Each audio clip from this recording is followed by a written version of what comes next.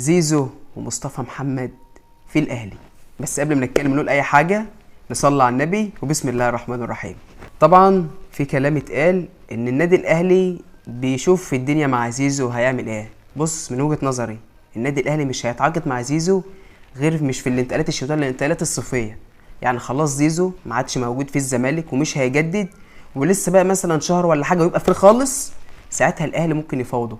انما طول ما زيزو قاعد في نادي الزمالك ولسه في كلام، انا ما افتكرش ان النادي الاهلي هيفكر اساسا في زيزو. ايوه زيزو الاهلي محتاجه واي فريق محتاج زيزو، بس ما افتكرش ان النادي الاهلي هيتعاقد مع زيزو في الانتقالات دي او يفتح معاه كلام اصلا او يمضيه. مش هيحصل.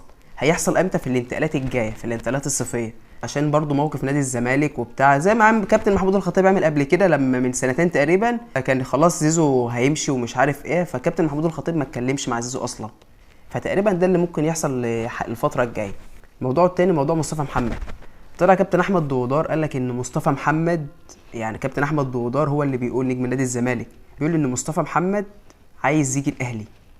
وكابتن احمد دودار مش بيقول مثلا قال لاصحابه مثلا فوصل له الكلام، لا، ده بيقول لك من بق مصطفى محمد. يعني مصطفى محمد بيفكر ان هو يجي النادي الاهلي، بس بشرط ان هو مثلا لما يلعب مع الاهلي كاس العالم وجاله عرض كويس يمشي. او مصطفى محمد حاليا مع نانت الفرنسي مش اداؤه احسن حاجه، فهو بيفكر مثلا يجي النادي الاهلي، سواء بقى الاهلي يشتريه او يجي اعاره مثلا 6 شهور، بحيث ان هو يلعب ويقدم مع النادي الاهلي فيجي له عرض كويس او يتشاف فيمشي بقى، سواء بقى الاعاره بقى تنتهي مع النادي الاهلي فيروح بقى مثلا يشتروه من نانت ويروح، او يشتروه من النادي الاهلي.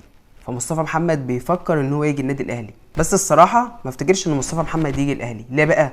مصطفى محمد وهو ماشي من نادي الزمالك مشى من سكات، ما قالش انا من صغري زملكاوي، فما افتكرش ان هو يجي. انت عارف لو كان قال من صغري زملكاوي كان جاي الاهلي وش. انا بقول لك ولو كان من صغري زملكاوي كان جاي، انما ما افتكرش ان مصطفى محمد يجي عشان ما قالش انا من صغري